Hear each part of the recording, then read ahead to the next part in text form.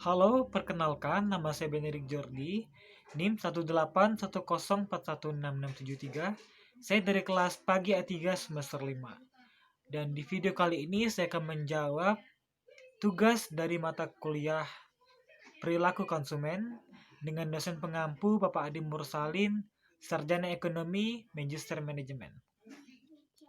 Di sini yang pertama, jelaskan proses keputusan pembelian konsumen. Proses keputusan pembelian konsumen dimulai apabila konsumen menyadari suatu masalah atau kebutuhan terhadap suatu produk yang diinginkan. Proses pembelian menggambarkan alasan mengapa seseorang lebih menyukai, memilih, dan membeli suatu produk dengan merek tertentu. Proses keputusan pembelian terdiri dari 5 tahapan, yaitu pengenalan masalah, pencarian informasi, evaluasi alternatif, keputusan pembelian, dan evaluasi pasca pembelian. Di mana pengenalan masalah itu proses membeli diawali saat pembeli menyadari adanya masalah kebutuhan. Pembeli menyadari terdapat perbedaan antara kondisi sesungguhnya dan kondisi yang diinginkannya. Kebutuhan ini dapat disebabkan oleh rangsangan internal maupun eksternal. Menurut Angel dalam Sumarwan pada tahun 2011, ada beberapa faktor yang mempengaruhi pengaktifan kebutuhan, diantaranya waktu perubahan situasi, pemilikan produk, konsumsi produk, perbedaan individu, dan pengaruh pemasaran. Yang selanjutnya, pencarian informasi. Seorang konsumen yang mulai timbul minatnya akan terdorong untuk mencari informasi lebih banyak.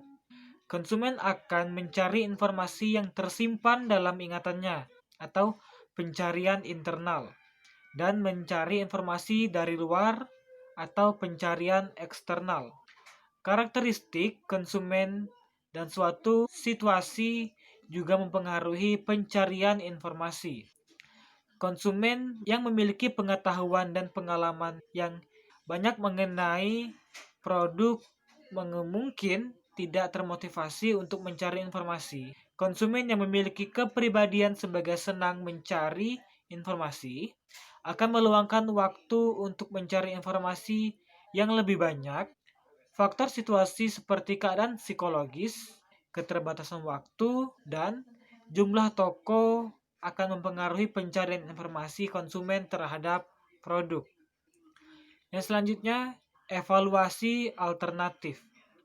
Evaluasi alternatif adalah proses mengevaluasi pilihan produk dan merek dan memilihnya sesuai dengan yang diinginkan konsumen. Menurut Setiadi pada tahun 2003, pada saat proses evaluasi alternatif, konsumen membandingkan berbagai pilihan yang dapat memecahkan masalah yang dihadapinya. Setelah konsumen menentukan kriteria atau atribut dari produk atau merek yang dievaluasi, maka langkah berikutnya konsumen menentukan alternatif pilihan. Setelah menentukan alternatif pilihan, alternatif yang akan dipilih selanjutnya konsumen akan menentukan produk atau merek yang akan kelak dipilihnya. Selanjutnya, keputusan membeli. Pada tahap keputusan membeli, konsumen akan melakukan evaluasi membentuk preferensi terhadap merek-merek yang terdapat pada perangkat pilihan. Konsumen mungkin juga membentuk tujuan membeli untuk merek yang paling disukai. Meskipun demikian, terdapat dua faktor yang mempengaruhi tujuan membeli dan keputusan membeli. Faktor yang pertama adalah sikap orang lain. Sejauh mana sikap orang lain akan mengurangi alternatif pilihan konsumen tergantung pada intensitas sikap orang lain tersebut terhadap alternatif pilihan konsumen dan motivasi konsumen untuk menuruti keinginan orang lain tersebut. Poin selanjutnya, evaluasi pasca pembelian. Yang diungkapkan Setiadi pada tahun 2003 yaitu mengungkapkan bahwa kepuasan atau ketidakpuasan konsumen pada suatu produk akan mempengaruhi tingkah laku berikutnya. Jika konsumen merasa puas, maka ia akan memperlihatkan kemungkinan yang lebih tinggi untuk membeli produk itu lagi. Konsumen yang tidak puas akan berusaha mengurangi ketidakpuasannya dengan meninggalkan atau mengembalikan produk tersebut, atau mereka mungkin berusaha mengurangi ketidakcocokannya dengan mencari produk atau informasi yang memungkinkan untuk mengonfirmasi produk tersebut sebagai bernilai tinggi, atau menghindari informasi yang mengkonfirmasi produk tersebut bernilai rendah. Untuk pertanyaan selanjutnya, itu jelaskan faktor-faktor yang mempengaruhi konsumen melakukan pembelian. Proses pengambilan keputusan pembelian konsumen dipengaruhi oleh 3 faktor utama, yaitu faktor perbedaan individu, terdiri dari sumber daya konsumen, motivasi dan keterlibatan, pengetahuan, sikap, kepribadian, gaya hidup, dan demografi. Yang kedua, faktor lingkungan, yang terdiri dari budaya, kelas sosial, pengaruh pribadi, keluarga, dan situasi. Proses psikologis, terdiri dari pengolahan informasi, pembelajaran, perubahan sikap atau perilaku. Menurut Kotler pada tahun 2000, faktor-faktor utama yang mempengaruhi perilaku pembelian konsumen adalah faktor kebudayaan, faktor sosial, faktor personal, dan faktor psikologi. Itu akan kita bahas. Yang pertama, faktor kebudayaan. Faktor-faktor kebudayaan mempunyai pengaruh yang paling luas dan mendalam terhadap perilaku konsumen. Pemasar harus memahami peran yang dimainkan oleh kultur, subkultur, dan kelas sosial pembeli. Selanjutnya, faktor sosial. Perilaku seorang konsumen yang dipengaruhi oleh faktor-faktor sosial seperti perilaku kelompok acuan atau kelompok referensi, keluarga, serta peran dan status sosial dari konsumen. Selanjutnya, faktor pribadi. Keputusan seorang pembeli juga dipengaruhi oleh karakteristik pribadi, yaitu usia pembeli dan tahap siklus hidup pembeli, pekerjaan, kondisi ekonomi, gaya hidup serta kepribadian dan kondisi ekonomi, gaya hidup serta kepribadian dan konsep diri dari seorang pembeli. Faktor selanjutnya adalah faktor psikologis. Pilihan pembelian seorang dipengaruhi oleh 4 faktor psikologis utama, yaitu motivasi, persepsi, pengetahuan atau learning, dan serta keyakinan dan sikap.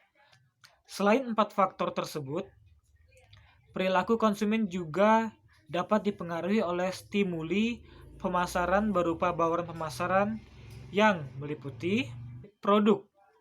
Kebijakan produk meliputi perencanaan dan pengembangan produk. Kegiatan ini penting terutama dalam lingkungan yang berubah-ubah. Oleh karenanya, perusahaan dituntut untuk menghasilkan dan menawarkan produk yang bernilai sesuai dengan selera konsumen. Harga. Harga suatu produk dapat dikatakan sebagai alat pemasaran yang cukup penting dibandingkan dengan bauran pemasaran lainnya. Hal ini disebabkan misalnya karena perubahan harga suatu produk akan mengakibatkan perubahan kebijakan saluran distribusi dan promosi. Meskipun disangkal bahwa suatu tingkat harga harus dapat menutup biaya bauran pemasaran. Selanjutnya, promosi. Usaha untuk mendorong peningkatan volume penjualan yang tampak paling agresif adalah dengan cara promosi. Dasar pengembangan promosi adalah yaitu komunikasi.